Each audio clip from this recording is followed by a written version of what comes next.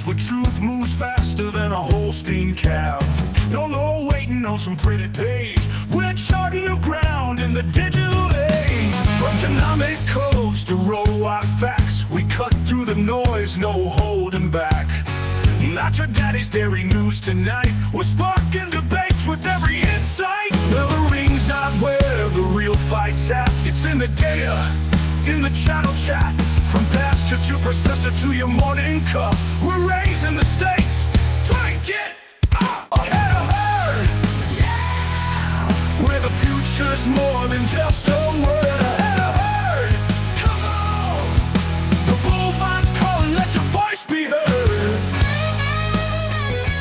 Welcome back to the Bullvine Podcast, where we cut through dairy industry noise to get you insights that actually matter for your operation. And today we're tackling something every dairy family deals with this time of year, gifts. Oh, yeah. But not the usual catalog fluff. Yeah. We're breaking down a framework that separates gear that earns a pocket from gear that earns a shelf. That's so right. Because let's be honest, buying a gift for a farmer, especially a dairy producer, is uniquely challenging. It really is. You're not buying for a hobbyist who, goes out to the garage on a Saturday. You're buying for someone whose workplace is exposed to the most corrosive, abrasive, and relentlessly demanding conditions you can imagine. Mm-hmm.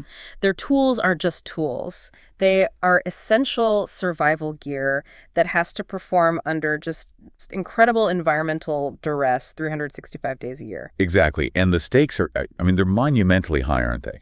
You spend a significant chunk of money on something that looks great in a glossy flyer. Yeah. It might even have a recognizable brand name. Yeah. But if that gear doesn't stand up to the environment, it's not just wasted cash. No. It represents a moment of acute failure when they need it most, when a gate is sagging, a pipe is leaking, or a critical piece of machinery has stalled.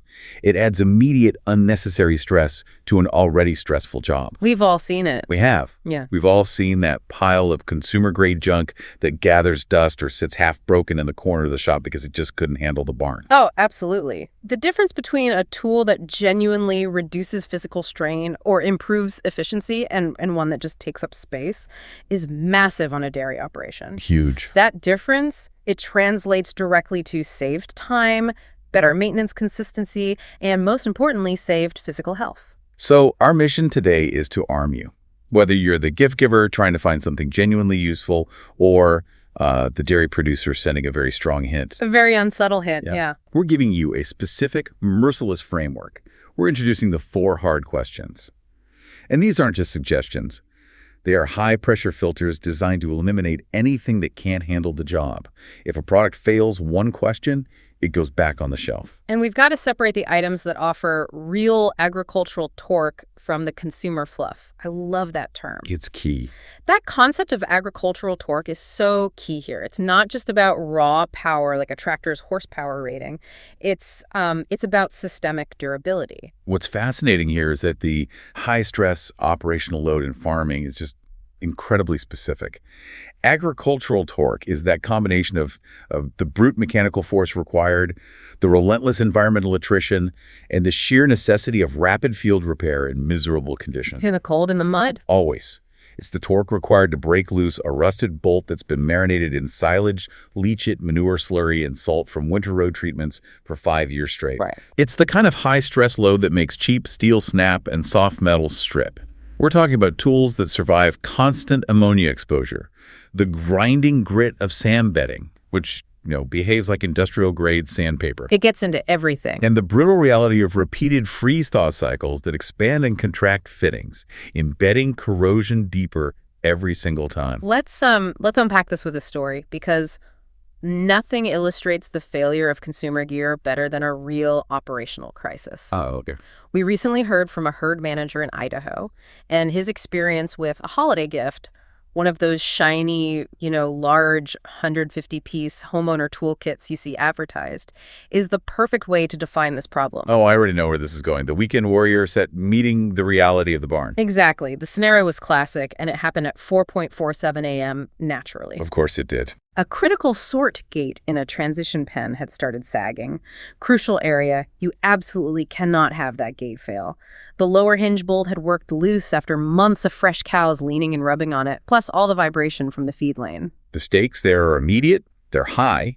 If that gate drops further, dry cows and fresh cows mix, and you've got a high-stress, fresh cow management disaster on a cold pre-dawn morning. A complete nightmare. And we all know that headache is entirely preventable, but those bolts always work loose at the worst possible time, and they're always covered in filth, making leverage and visibility just about impossible. Precisely. Now, the manager was in a massive hurry. He sees the shiny new kit on a nearby shelf, an unused holiday gift from his mother-in-law. The temptation. It was closer than his regular, heavy-duty, field-tested socket set locked in the shop across the yard, so he grabbed the ratchet from the new kit. It looked professional enough, chrome-plated with a nice rubber grip. Looked the part. But that ratchet was not built for the required agricultural torque. It never is. The tolerances are too loose, and the materials are just fundamentally wrong for the job. So under the hard, sudden pull needed to break the rust and years of accumulated crud on that bolt, a bolt that had lived through slurry, urine, and those brutal freeze-thaw cycles, the internal gear stripped immediately. Instantly. Not slowly, but instantly, because the soft metal teeth simply couldn't handle the strain of that initial break-free moment. He described his hands smashing into the gate upright, knuckles bleeding, and the cheap plastic case going face down into the straw, scattering those shiny, useless sockets into the bedding, guaranteeing they would never be clean again. The classic scene. Yeah. I can picture it perfectly. The bolt is still loose, the manager is swearing, and the beautiful gift is now a frustrating mess that caused physical harm and wasted 20 minutes when time was absolutely critical. Yes. That sounds like a 4.47 a.m. emergency that didn't just last an hour, but actively put the operator in a worse mood for the entire day. It does. And this anecdote perfectly defines the real obstacles consumer-grade tools face in the barn. It's not just about raw strength. It's about material science versus the chemical and physical environment. Right. You mentioned ammonia exposure. That gas, released from decomposing manure and urine, is highly corrosive. It just eats away at thin plating. And let's not forget the acid factor. Oh, acidic silage leachate is brutal on equipment. The chemical war is constant. This liquid finds its way into every small crevice, every bearing housing, every tool left on the ground. It compromises seals and increases friction exponentially. And the sand bedding. That grit doesn't just cause abrasion on surfaces, it acts like a grinding paste. It works its way into the delicate gear mechanism of a cheap ratchet beyond just stripping it.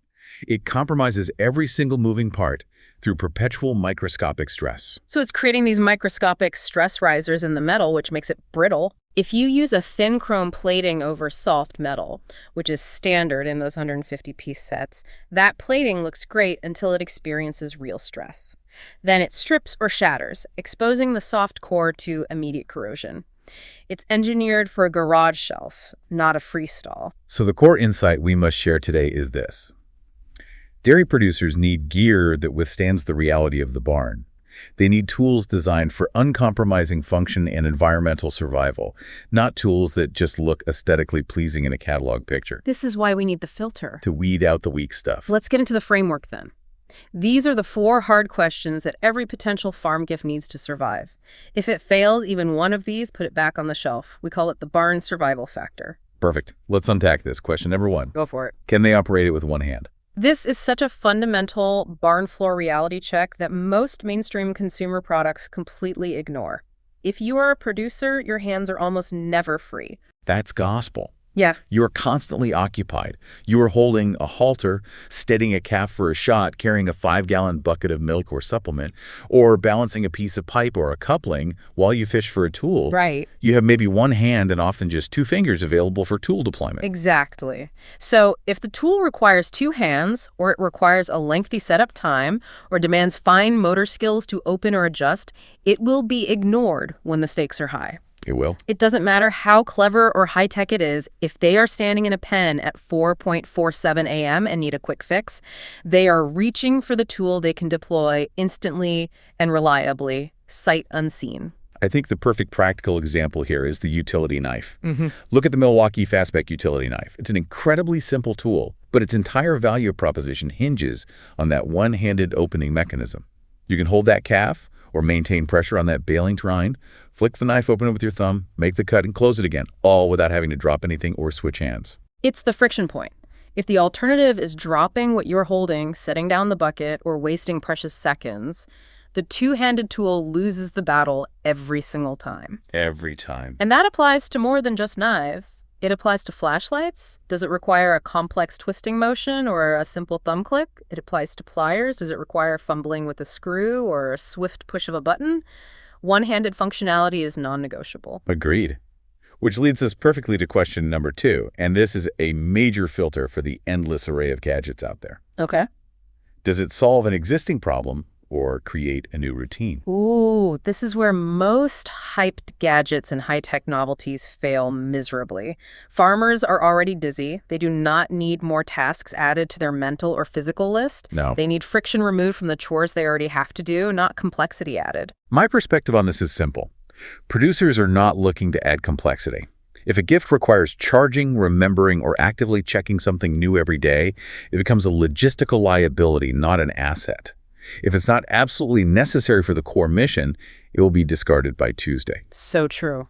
Let's contrast two items we'll discuss later in depth. The cordless grease gun versus a hypothetical high-end fitness tracker. Okay. The cordless grease gun is amazing because it solves a chronic pain point of an existing necessary chore greasing equipment. It takes a job that causes shoulder strain and discomfort and makes it nearly effortless. It simplifies a bad job. The fitness tracker, however, creates complexity. It needs charging, you have to remember to put it on before chores when you're rushing out the door, and then you have to actively check and interpret the data. Right. Is that device giving you insights that help you manage the herd or the farm infrastructure, or is it just creating another thing to remember when the parlor buzzer goes off? It's adding steps, adding mental load, not simplifying life. The goal of a truly great farm gift must be to integrate seamlessly, simplify life, and improve existing habits. It needs to flow into the routine they already have established, whether that's improved comfort, better maintenance, or faster tool access. And now for the big one, the question that filters out, I'd say, 90% of all consumer tools designed for suburban life. Okay, what is it? Will it hold up in barn conditions? Chrome versus alloy. This is pure material science, and it's absolutely critical for surviving that specific environmental attrition we call agricultural torque. We need to explain clearly why that cheap, shiny chrome plating that looks so good in the box fails instantly when applied to a rusted bolt. Right. That chrome plating is often very thin, we're talking measured in microns, and it's applied over a soft base metal, usually low-grade carbon steel. It looks nice, but it's brittle. Yeah. It chips easily, and when it chips, the soft metal underneath is immediately exposed to ammonia, acidic elements, and moisture, leading to rapid, deep-seated corrosion. So when you apply serious torque, That thin plating provides zero structural integrity. The soft metal underneath deforms, the thin plating fractures, and the tool strips out or shatters because it lacks the necessary material composition to flex under stress. So what's the difference when we look at professional tools designed for that high-stress load? We were talking about vanadium or molybdenum alloy steels. These metals are engineered differently. They are. They are hot forged and engineered to flex slightly under extreme, sudden stress rather than shattering. They maintain their shape and strength even after repeated exposure to harsh chemicals and temperature extremes. You want tools that are hardened throughout the entire alloy matrix, not just cosmetically plated on the surface. That is the fundamental difference in cost and reliability. And we have to talk specifics here because this is the key to gripping a fitting that hasn't moved in 5 years. Let's use the Knipex pliers as a prime example of superior material application. Their specifications state the gripping teeth are induction hardened to approximately 61 HRC hardness. Now, for the layperson who just sees a pair of pliers, what does 61 HRC hardness actually mean for the farmer trying to grip a deeply rusted nut? Okay, HRC stands for the Rockwell Hardness C-Scale.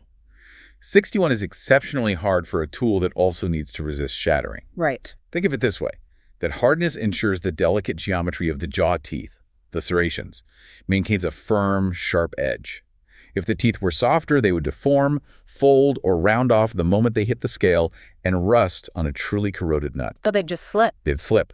That 61 HRC means the teeth bite in and hold their form. They don't slip. It's the difference between the fitting turning and the fitting being rounded off, forcing you to reach for the cutting torch or the grinder, turning a 5-minute job into a half-day ordeal. It's surviving environmental attrition in action. That's a fantastic explanation of how technical specs translate directly into farm profitability and reduced frustration. The ability to grab that deeply rusted fitting is what earns its spot in the pocket. Absolutely. And finally, the fourth question. Okay. Are you adding something missing, or replacing something that works? This is a psychological, practical, and economic question rolled into one. You need to respect the fact that producers are creatures of habit, and they inherently trust gear that has already proven itself across multiple seasons. They have already paid the field testing premium, so to speak. The worn Carhartt argument hits home for me every time. You see that jacket or those bibs. Maybe they are torn in the pocket, maybe they are faded beyond recognition. But that gear has been field tested for years in freezing rain and summer heat. It has earned its place. Yeah. You know how it moves. You know how warm it is. You know exactly where the pocket is.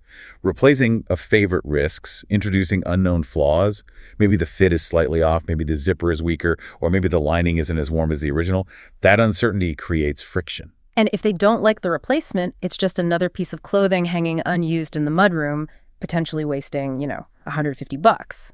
The focus should be on filling functional gaps. Exactly. Think about the specific tool needed for a repair that they currently have to borrow from a neighbor, or drive 20 minutes into town for, or worse, skip completely. Or filling a gap in their personal protection or comfort that they might be neglecting because they are conditioned to just tough it out. Like those socks. Like those darn tough socks we'll talk about. Everyone wears socks.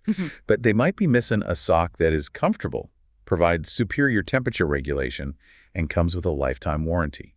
That's filling a gap in quality and reliability for an existing necessary habit.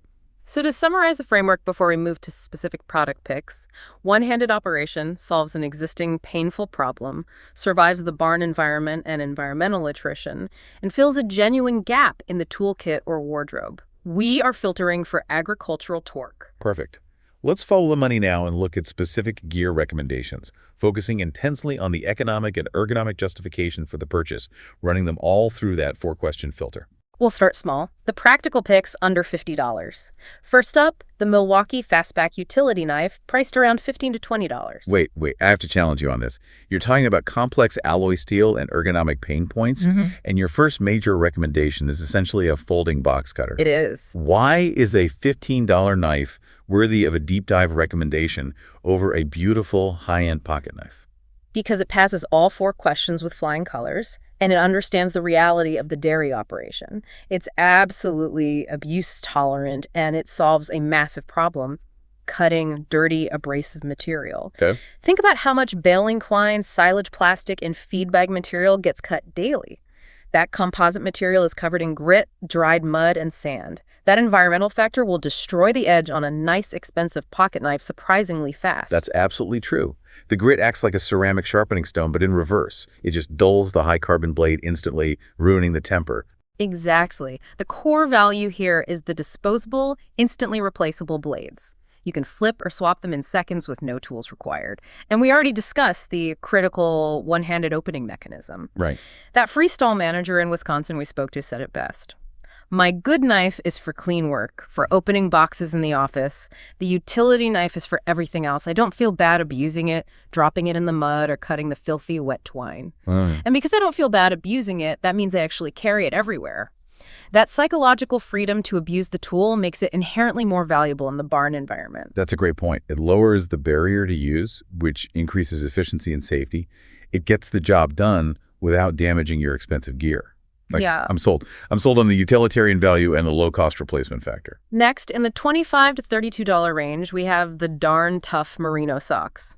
We've mentioned feet being cold and wet. That's just the constant reality of dairy work, whether you're dealing with snow and freeze-thaw cycles in Vermont or constant wash-down water in a California parlor. This solves friction in an existing, necessary routine. Everyone puts on socks. But merino wool provides superior temperature regulation. It keeps you warm when wet, and it wicks moisture away in the summer heat. They are also manufactured with heavily reinforced heels and toes. But the value add here, and what makes them survive the environmental attrition of question 3, is the warranty. It's the lifetime replacement, no receipt required. These socks wear out eventually. They're socks, after all, and they face constant internal abrasion inside the boot, but the company stands behind them. That's a serious value proposition for an item that constantly faces wet, cold, and abrasive friction inside a work boot. It removes the stress of having to replace a crucial comfort item. Exactly. And finally, under $50, we have the Knipex Cobra pliers running about $35 to $50. We already touched on the material science and the 61 HRC hardness, but let's reinforce the practical application and survival factor. This is question 3, barn survival in action. It is. The one-hand push-button adjustment is key. It satisfies key 1, one-handed operation. You don't have to fiddle with the adjustment screw while holding the pipe or fitting steady, which is a major time sink in the cold. A huge one. But I have to challenge you on the economics. At $40 to $50, you can buy 3 pairs of generic channel locks. For a tool that inevitably gets lost in the back of a skid steer or dropped in the slurry pit, is the cost of replacement a point of friction that makes farmers less likely to carry it? That's a valid skepticism, but the cost is justified by the failure prevention factor.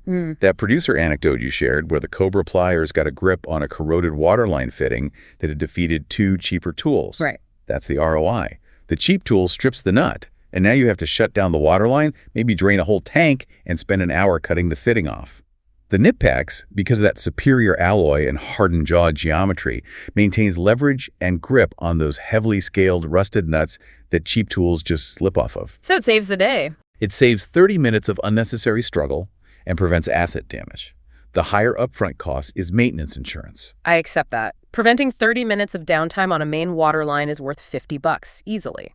Let's move up to the body-saving investments in the $150 to $300 range, because this is where the ROI starts to get truly compelling and directly impact worker health. Okay. I'm thinking specifically about the Milwaukee M18 cordless grease gun, priced between $149 and $279 depending on the kit. This is a massive shift from nice to have to necessary preventative health investment, especially if you run a larger operation with multiple skid steers, TMR mixers, and pieces of heavy equipment. And the data backs this up with undeniable clarity. Let's look at the problem data, because this is the core of the justification. A 2012 study showed 47% of dairy farmers reported work-related shoulder pain. More recent research, specifically from 2024, puts that number even higher, with 61% reporting shoulder pain. 61%. And lower back complaints affecting 65% of the workers surveyed. Wow. And when you connect that chronic pain to the mechanics of manual greasing, it makes perfect, painful sense. Think about it. You are often lying on your back in the mud, or contorted in a tight space under a chassis, reaching up into a dark area, trying to hold a coupler onto a Zerk, fitting at an incredibly awkward angle, and then pumping a stiff lever against 8,000 or 10,000 psi of resistance. That is a textbook recipe for repetitive strain injury, often performed in compromised, non-ergonomic positions. And this is where the cordless grease gun fundamentally changes the game. It delivers up to 10,000 psi through an electric motor. The trigger replaces the agonizing pumping. But here's where most gift guides get it wrong. They just say it's electric. Right. We need to ask, does buying a single Milwaukee tool force them into a new, expensive battery platform, making this gift actually a significant, unwelcome future investment? That's the critical, practical challenge. If they're already running DeWalt or Ryobi batteries, switching platforms is friction. However, the M18 platform is so prevalent in construction and agriculture now that the compatibility risk is lower, and the benefits often outweigh that initial investment. Then beyond the motor. Beyond the motor, consider the features that pass the 4.47 AM test. The bright onboard LED light, which is crucial for finding that Zerk fitting in the dark undercarriage, and the superior flow rate control. You need to know you aren't just spraying grease everywhere, you are targeting the bearing. And crucially, the high-quality coupler design. The producer quote we got from the 900-cow freestall operator in New York was so blunt and honest. Before the cordless gun, he admitted, the hardest Zerks, the ones that required lying in the mud or contorting your shoulder, got missed too often. That's the reality. I've done it. Everyone's done it. When a chore is physically demanding and awkward, especially one related to preventative maintenance, it gets skipped. But when greasing becomes less physically demanding, the maintenance actually gets done consistently. The ROI isn't just in save shoulder surgery, it's in preventing bearing failures on the TMR mixer, which can cost thousands in downtime and parts. This gun passes Q2, it solves an existing agonizing problem and guarantees better maintenance consistency. And for smaller tie-stall operations or those who primarily run their equipment in the summer, we should mention that Milwaukee does make a manual version with the same high-quality coupler design and robust construction for $40 to $50. That's a good point. So you can still get the benefit of a superior design, even if you don't need the 10,000 PSI electric motor and battery system that fills the gap without creating a battery routine. Sticking in that mid-range, we have the iSatunes Bluetooth hearing protection running about $99 to $120. This is an investment in long-term health and communication efficiency. Dairy barns are deceptively loud environments. People think of quiet cows, but they forget the roar of ventilation fans, the constant clatter of the milking equipment, the engine noise from skid steers, and the high decibel squeal of PTO-driven machinery. Oh, yeah. OSHA standards require hearing protection when workers are exposed to 85 decibels or higher averaged over 8 hours. Many operations are regularly exceeding that threshold, risking permanent hearing damage. The iSatunes PRO 3.0 provides 27 dBs of noise reduction, which is independently ANSI rated, meaning it genuinely blocks out harmful noise. But what makes it a good gift versus just a pair of earplugs is the seamless Bluetooth functionality. It allows phone calls and audio streaming while maintaining protection. This solves an existing problem. Filter beautifully. From a practical standpoint, it means a farmer can take an essential, critical call from the vet, the nutritionist, or the bank while standing in a running parlor or next to a running skid steer. That's a game changer. They don't have to shout, remove their protection, or walk 100 yards to the office to hear critical information. Plus, the IP67 rating ensures it survives Q3 dust, and high-pressure moisture protection is essential in a wash-down environment. Okay, we also briefly mentioned the Carhartt insulated bib overalls, $120 to $160. This is a classic item that fulfills Q4, replacing an item that's worn out, or adding a crucial item that's missing from the wardrobe. Right. Everyone knows Carhartt, but let's talk alternatives and environmental dynamics. For someone dealing with relentless wet conditions, constant washdown, standing water, or thawing spring conditions, is the traditional cotton duck still the absolute best choice? That's a great nuance. Or should they be looking at a PVC or durable water repellent, a DWR-coated bib that sacrifices some traditional toughness for superior moisture exclusion? Traditional cotton duck is fantastic for abrasion and general dry cold, but when wet, it loses some insulating capacity and becomes incredibly heavy. For the dairy worker, especially in a washdown parlor or dealing with constantly sloshing hoses, the focus shifts to moisture exclusion. A DWR-coated nylon or heavy-duty canvas blend is often the better choice. But the core value of the bib design remains the same, right? It does. It's the elimination of the cold gap. When you're bending over to check a calf or lying down to work on a water line in freezing temperatures, a regular jacket separates from your pants and you get that cold blast right on the lower back. The bib design maintains core temperature and eliminates that critical thermal weak point. Triple-stitched seams and rivets at stress points. That's the foundation of Q3 survival right there. Exactly. Now, speaking of ergonomic strain and chronic pain, we need to transition to an issue that is often tragically overlooked in gift guides, yet causes significant chronic health issues for a massive segment of the industry. And what's that? The women's work boot problem. We've spent a lot of time on shoulder and back strain caused by tools and equipment, but there's a huge ergonomic blind spot we absolutely must address related to chronic foot, knee, and hip pain, which starts with poorly designed footwear. It does. The USDA's 2022 Census of Agriculture confirmed that 36% of all U.S. producers are women. That's over a third of the workforce spending 12 hours a day on concrete. And yet, most women's work boots are a design flaw, pure and simple. They're essentially men's boots scaled down and then maybe offered in a slightly different color palette to make them look feminine. But women's feet are not simply smaller versions of men's feet. No. The skeletal structure and biomechanics differ significantly. We're talking about differences in arch height, heel volume, ankle circumference, and critically, the way weight is distributed during gait, especially when carrying loads. So when you put a woman in a shrunken men's last, which is the mold the boot is built around, you inevitably get ill-fitting safety toes, excessive heel slip, and compensated walking gait to prevent pain. This is a serious issue that leads directly to that 65% lower back pain statistic we mentioned earlier. The consequence of ill-fitting boots is significant. The heel slip causes friction, which leads to blisters and chronic pain. The gait compensation forces the back, hips, and knees to absorb impact incorrectly. That manager we talked to at the 600 cal Holstein freestall was very clear about this. She said, once I switched from women's fashion boots to a pair actually built on a true women's work last, my heels stopped bleeding and my back quit screaming halfway through the shift. That says it all. That is solving a massive chronic existing problem. This passes Q2 perfectly. It removes pain and inefficiency from the daily routine. We need to recommend looking for brands that explicitly state they are built on a true women's work last, like the Ariat Krista Steel Toe or the Muck Arctic Ice Line, which is designed for women's biomechanics. They position the safety toe correctly so it doesn't cause metatarsal stress, and they distribute impact appropriately across the foot, which is vital for someone walking on concrete for 12 hours a day. Yeah. It's not a marketing gimmick. It's an ergonomic necessity that respects the physical demands of the job. Okay, let's talk about the final category of gear, the strategic investment. These are tools where the cost is higher, but the ROI is measured in disaster prevention and early detection. I'm thinking of the FLIR One Edge Pro thermal camera, about $499 to $549. This is the kind of gear that is hard for a farmer to justify buying for themselves when cash flow is tight, but it is an incredible gift because it fundamentally shifts the entire maintenance paradigm from reactive crisis management to proactive, guaranteed prevention. It's the economics of disaster prevention versus cost. Think about an electrical breaker. If it's overheating due to internal corrosion, heavy load, or poor connection, and it's running at 150 degrees Fahrenheit inside a panel, you can't see that heat. Not at all. Without thermal imaging, it builds until the insulation melts, sparks fly, and you have a potential barn fire.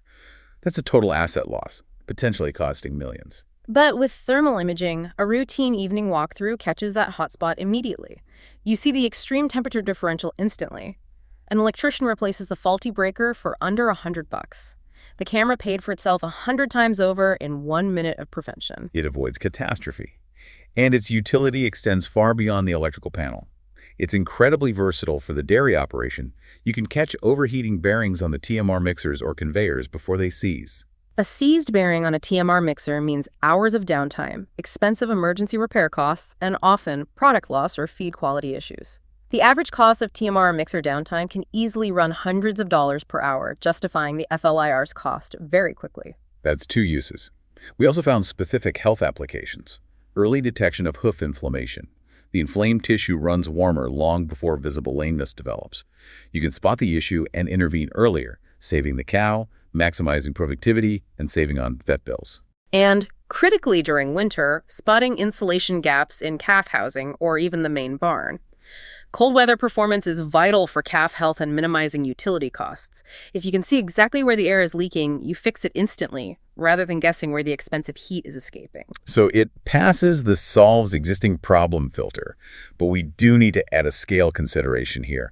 This tool makes profound economic sense for a 500 cow freestall operation with multiple buildings, large volumes of feed, and high volumes of machinery that must operate 24/7. But maybe not for a smaller operation. Right, a 60-cow tie stall operation probably won't encounter enough scenarios to justify the $5,000 investment, making it strategic but highly scale dependent. Excellent point. Now let's tackle the biggest mental hurdle when it comes to gifts, experience gifts and the coverage question. Most experience gifts for dairy farmers are, frankly, just guilt trips. They really are. You can give someone tickets to Hawaii, but the cows still need milking twice daily, precisely at 5 a.m. and 5 p.m. That gift creates an impossible choice and huge stress if the logistics aren't handled first. It fails Q2. It creates a massive new problem: logistics, scheduling, training, and stress instead of solving an existing one. A spa certificate without arranged relief milking coverage is not relaxation, it's stress without relief. The experience gifts that succeed are those that handle the logistics of absence first. Let's take World Dairy Expo 2025 as the perfect example. It runs September 30th through October 3rd. Admission is inexpensive, $15 to $50. But the meaningful gift isn't the ticket. No, it's arranging and confirming reliable relief milking coverage. It means booking and paying the crew, providing detailed protocols in advance, coordinating feed schedules, and making sure the farmer knows everything is genuinely and reliably handled. It is the gift of logistics being managed. When those logistics are genuinely handled, the farmer can focus entirely on the genetic information, the new equipment, the conversations with producers from other regions. They can actually be present at the expo without checking their phone every half hour, worrying about an unforeseen crisis back home. And here's where we can introduce a nuance for the smaller operations. If a farmer can't take 4 days for the expo, the gift might be arranging micro coverage, covering a single Sunday milking, or a spontaneous, low-stress 12-hour absence that allows them to replenish energy without demanding a full crew change. Paying for that relief milker to come in for just that one shift is a tangible, stress-free gift of time. That is the difference between giving someone an obligation and giving someone true respite and a legitimate chance to engage in professional development. It's acknowledgement and respect for the 365-day nature of the job. This is the bottom line. The best gift is acknowledgement that you understand what 4.47 a.m. looks like in January. You know they are cutting filthy bale wrap with grit or lying in the mud greasing a hard-to-reach fitting while their shoulder screams. When someone invests in the right solution, a tool or item that works when you need it, and survives environmental attrition, that carries more weight than the price tag suggests. Every time a farmer uses that one-handed knife, or steps into boots that don't chew their heels raw, or pulls the trigger on the grease gun without straining their back, they are reminded that someone saw their reality and respected it. All right, someone's driving to town right now to finish holiday shopping. What do they need to remember before they hit the aisles? Takeaway 1. Run it through the filter. This week, run every potential gift through the 4 questions before buying. One-handed operation is non-negotiable. Solves existing friction. Survives ammonia and slurry. Adds what's missing. Consumer Chrome cannot handle agricultural torque, and if it fails one test, skip it. It will only become another piece of junk that gathers dust. Takeaway 2. Practicality delivers daily value and protects health. Don't feel obligated to buy the most expensive item. The Milwaukee Fastback utility knife and the Darn Tough socks deliver guaranteed daily value for under $50. But remember the data, 61% of producers report shoulder pain. Right. That means the $200 investment in a cordless grease gun isn't a luxury. It's preventative health care that pays for itself by reducing the likelihood of a high-cost injury or skipped maintenance. The thermal camera is brilliant, but only makes sense at scale for serious disaster prevention. Focus on the tools that make the daily grind less painful. Takeaway 3. Coverage is the gift, not the obligation. If you are considering giving an experience or time off, do not give a ticket or a certificate without arranging and confirming reliable relief milking coverage first. Giving time off without handling the logistics is not a gift, it's stress. The true gift is handling the logistics and giving them the genuine, stress-free freedom to actually step away. This has been the Bullvine Podcast. For the full gift guide with specific verified pricing checked and confirmed for December 2025, and the detailed sources for the musculoskeletal data on shoulder and back pain, head to www.thebullvine.com. Subscribe wherever you get podcasts. New episodes every day. And if you've got a piece of gear that we missed, especially one that passed the 4.47 a.m. test and reliably survived that agricultural torque, email editors at thebullvine.com.